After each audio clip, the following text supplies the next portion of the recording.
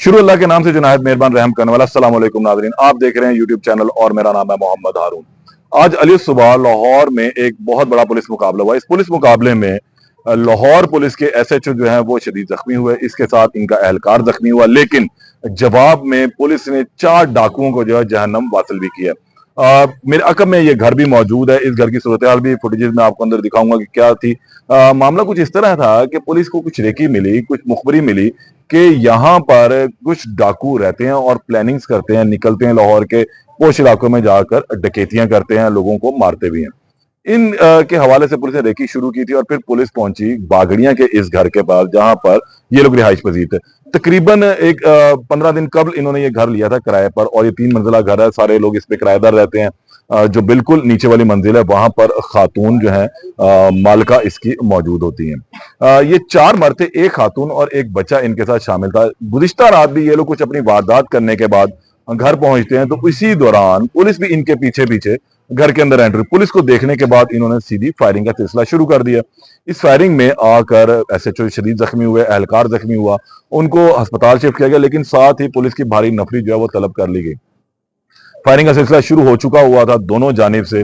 फिर पुलिस ने इन 4 लोगों को जहन्नम वासिल किया। अच्छा, मेरे साथ इस वक्त यहाँ पर मौजूद है कुछ अहले इलाका भी, यहाँ की लेडी काउंसलर मेरे साथ मौजूद है। इनसे इस हवाले से पूछते हैं कि ये लोग कौन थे, कब आए, कैसे थे, कुछ इनको इस बारे में इल्म था, इन्होंने क्या इनके शफात जो है वो इनके जबानी सुन लेते हैं। अस्सलाम वालेकुम मैडम। जी वालेकुम अस्सलाम। मैडम, ये कौन लोग थे और किस वक्त से ये लोग यहाँ रह रहे थे? कुछ अभी तकरीबन 1 वीक हुआ है इनको यहाँ पे आए हुए। तो यहाँ पे तो मतलब वो उनके लग ही नहीं रहा था कि ये इस तरह के लोग हैं। बड़े उन्होंने अच्छे तरीके से यहाँ पे रिहाइश की और बस ये कि जब वो किराया नामा बनवा रहे थे ना तब वो अपना आईडी कार्ड नहीं दे रहे थे। लेकिन वो क्या है कि और फिर हमने कहा कि बगैर किराया नामे के तो आप पैसे वापस ले जाएं अपने। तो जब पैसे वापस करने की बारी आई तो फिर उन्होंने किराया मतलब फोटो कॉपी हमें दी और किराया नामा बनवाया बस। और बड़े अच्छे तरीके से यहाँ पे रह रहे थे। अच्छा, हमें तो जब डांट किराया नामा बन गया था तो उस वक्त भी तो फिर चीजें सामने, मेरे ख्याल में वहीं से शायद निकली हैं चीजें, शायद कि वहां से निकली हो। क्योंकि देखो ना, जब उन्होंने आईडी कार्ड दिया है तो जाहिर सी बात है वो कंप्यूटराइज है आजकल तो हर चीज। तो फिर उधर से मतलब उनको आइडिया हो गया होगा। अच्छा, आप लोगों से कभी कोई मुलाकात हुई, कुछ उन्होंने को बातचीत की हो आपके? हाँ जी, वो कह रहे थे कि हम ये जॉब करते हैं 1112 में। अच्छा। तो अगर आप लोग लड़की को रखवाना चाहते हैं, मकान मालिक हैं जो आंटी है हमारी हमसाई है, तो उनको कह रहे थे हम आपकी बेटी को जॉब पे रखवा देते हैं। तो उन्होंने कहा नहीं, मेरी बेटी तो पार्लर का पहले ही काम करती है और माशाल्लाह अच्छी जॉब है उसकी, तो वो कर रही है। तो वरना उसको बार बार कह रहे थे कि हमें लड़की आप अपने हमारे साथ भेजिए, हम उसको अच्छी जॉब पे गवर्नमेंट जॉब पे रखवा देते हैं। अच्छा, तो इनके पास से जो सरकारी इदारों की वर्दियां निकली उसमें एक ये वर्दी भी थी और ये लोग बज़ाहिर ये बताते थे कि हम लोग यहाँ पर 1112 के अंदर काम कर रहे हैं। हाँ जी, इसी तरह ही कहते थे। और हम तो कहते हैं ये पुलिस की बड़ी हिम्मत है जो पुलिस ने इनको बड़े अच्छे तरीके से घेरा, उनको बाहर नहीं निकलने दिया। वरना पूरे इलाके के लिए ये तो खतरनाक बात थी, बहुत ज्यादा खतरा था पूरे इलाके के लिए। लेकिन ये तो पुलिस की बाहिम्मत है जो उन्होंने उनको फौरी मतलब मौके पे ही उनको मार दिया। ये बहुत अच्छा किया पुलिस ने।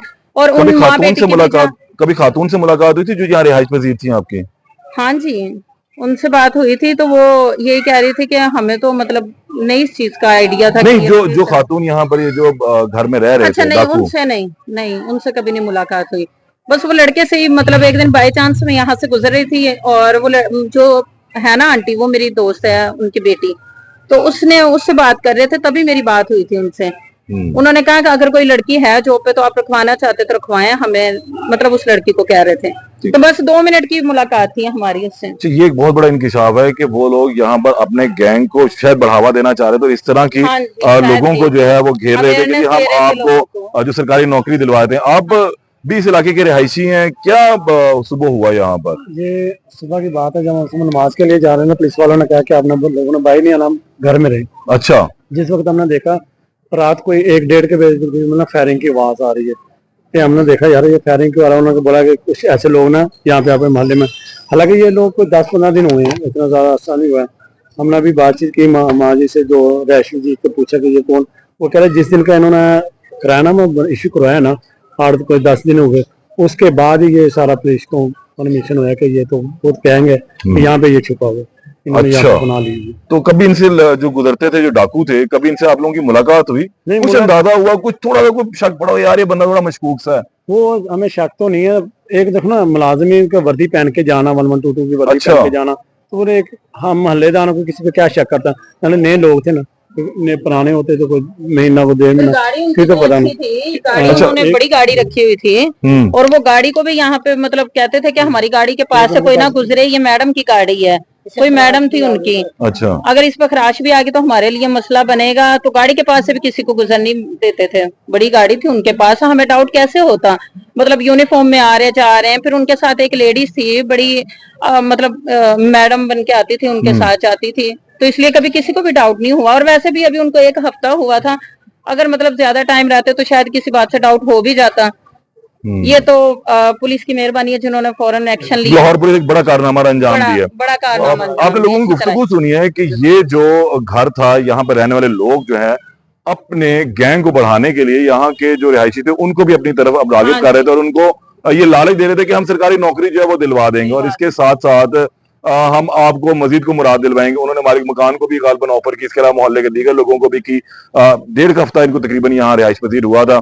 और लेकिन अब ये चीज सामने आई है कि इनकी रेकी कहां से हुई, पुलिस को कहां से इल्म हुआ कि जिस वक्त वो रिकॉर्ड में गया इनका शनाख्ती कार्ड, तो फिर पुलिस को शक पड़ा कि ये तो एक मुनज्जम डकैत गैंग है। और फिर पुलिस ने रेकी की और एक भरपूर तरीके से इस 4 रुकनी एक खातून समेत डकैत गैंग का आज खात्मा कर दिया। खातून जख्मी थी, उनको अस्पताल मुंतकिल कर दिया गया। बाकी जो डेड बॉडी थी उनका जो रिकॉर्ड सामने आया है वो बहुत ही खौफनाक है कि दर्जनों मुकदमात इन लोगों के ऊपर लाहौर शहर के अंदर दर्ज हैं। एक लाहौर पुलिस को आज ये सैल्यूट करना बनता है कि एक उन्होंने बहुत ही अच्छा कारनामा सरंजाम दिया है, जिसके नतीजे में लाहौर के बासी शहरी अपनी जान और माल से जो है अब महफूज रह सकेंगे।